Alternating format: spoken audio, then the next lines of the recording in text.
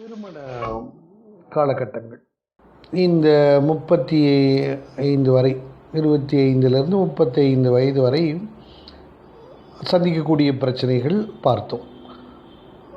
குறிப்பாக இல்லாஸ், கணவன், குழந்தை வளர்ப்பு, பால் கொடுப்பது, வேலைக்கு போவது. இந்த காலகட்டத்தில் மல்டி டாஸ்கிங் என்று சொல்லக்கூடிய தேவையற்ற வேலைகள், காலை 5 மணியிலிருந்து நைட்டு 11 மணி வரையும் ஓய்வில்லாத வேலைகள்.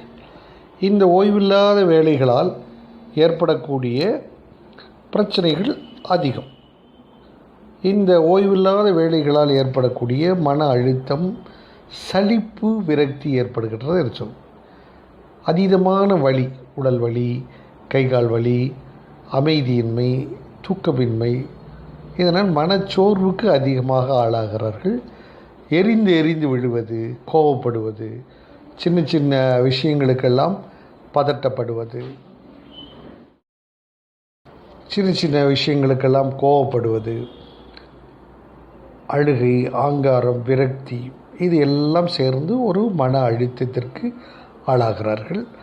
அடுத்ததாக இந்த 40 வயதிலிருந்து 60 வயது வரைக்கும் இதில் பெரும்பாலும் குழந்தைகளோடு ஏற்படக்கூடிய பிரச்சனைகள், மெனோபாஸ். இதில் அதிகமாக காணப்படுவது மனச்சோர்வு என்று சொல்லும். மனச்சோர்வுடைய முக்கியமான அறிகுறிகள் என்னவென்றால், பசி இருக்காது, தூக்கம் இருக்காது, பசியின்மை, உறக்கமின்மை, சோகம், பாடி பெயின், சைக்கோசொமேட்டைசேஷன் என்று சொல்வோம். நிறைய பாடி பெயின், கைவலி, கால்வலி, உடல் வலி. இந்த மெனோபாஸ் காலத்தில்தான் மிக அதிகமான வேதனைகளை இவர்கள் அனுப்புவார்கள். இதை மெனோபாஸ் டிப்ரெஷன் என்று சொல்லுவோம். இந்த மெனோபாஸ் டிப்ரெஷனில் தான் ரொம்ப பேர் கஷ்டப்படுறாங்க. தனிமை உணர்வுகள் அதிகமாக இருக்கும். கணவன் மேலே விரக்தி ஏற்படும், கணவன் மேலே வெறுப்பு ஏற்படும், மனச்சோர்வு ஏற்படும். கணவன் தன்னை கவனிக்கலை, கணவன் என் மேலே பாசம் இல்லை, குழந்தைங்க என்னை உதாசீனப்படுத்துகிறாங்க, குழந்தைங்க என்னை வெறுக்கிறாங்கங்கிற மாதிரி மனச்சோர்வுகள் அதிகமாக பார்க்குறோம். இந்த 60 வயது வரைக்கும். 60க்கு பிறகு இறுதி வரை மிக அதிகமாக பாதிக்கப்படுவது தனிமை, எம்டி நெஸ்ட் சிண்ட்ரோம் என்று சொல்லும். தனிமை, கொடுமை, வேதனை, பொருளாதார பிரச்சனைகள், தனிமைப்படுத்துவது, எல்லாரையும் சார்ந்து இருக்கக்கூடிய சூழ்நிலைகள், மனச்சோர்வு, குறிப்பாக டிமென்ஷியா என்று சொல்லக்கூடிய மன சிதைவு. கொஞ்சம் கொஞ்சமாக நினைவுகளை இழப்பார்கள், ஞாபகம் மறதி வருவது, சரியாக உழைக்க முடிவதில்லை, எந்நேரமும் எல்லார் மேலேயும் வெறுப்பு, விரக்தி, வெல்கமிங் டெத் என்று சொல்லுவோம்.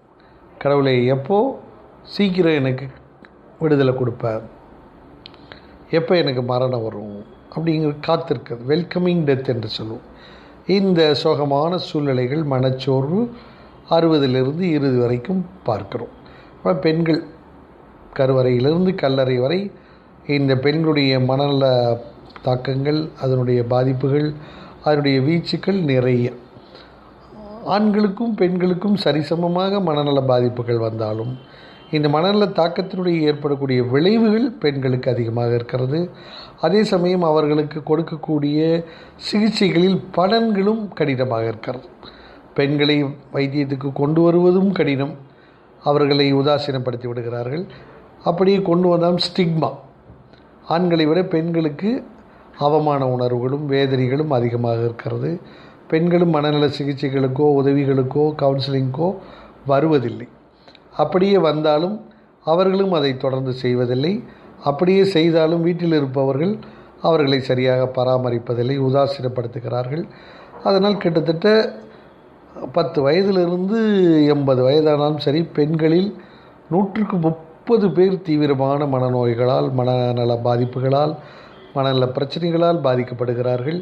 மீதி 30 பேர் ஒரு லேசாக சமாளிக்கக்கூடிய அளவிற்கு ஒரு ஆலோசனைகளுடன் ஓடிக்கொண்டிருக்கிறார்கள்.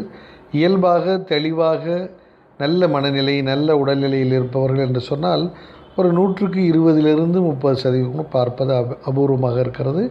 அதனால் இந்த பெண்களும் மனநலம் என்ற விஷயம் என்ற செய்திகள் மிக மிக முக்கியமானவை.